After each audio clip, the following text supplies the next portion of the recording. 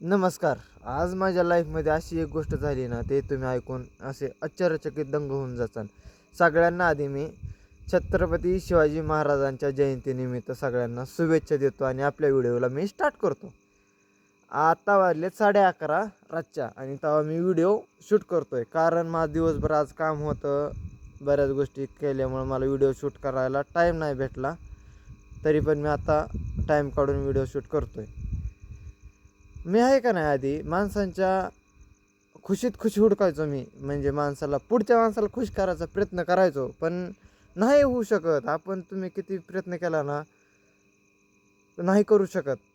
आणि मला आज हे कळलं की कोण कोणाचं नसतं. आपले आईवडील आणि आपण असतो, दुसरं कोणीही कोणाचं नसतं.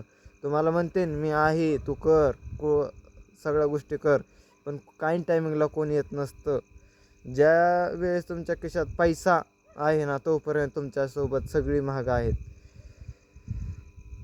पण मला लवकर कळालं हे भारी की कोण कोणाचं नसतं, फक्त पैशासाठीच माणसं असतात. त्यामुळं मी स्वतःसाठी जगतोय आणि माझ्या आईवडिलांसाठी इथून पुढं जगणार. आता प्रत्येकाच्या लाईफमध्ये एक असा पॉईंट येतो की आपण पुस्तक बंद करायचं का पुस्तकातला एक आपण वाचतोय तो चॅप्टर चेंज करायचा.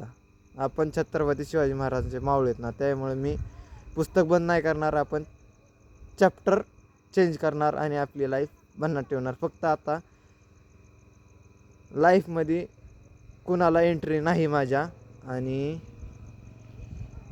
मी फक्त स्वतःसाठी जगणार आहे. कोण काय म्हणेन ना, ह्याचं मला घेणं देणं नाही.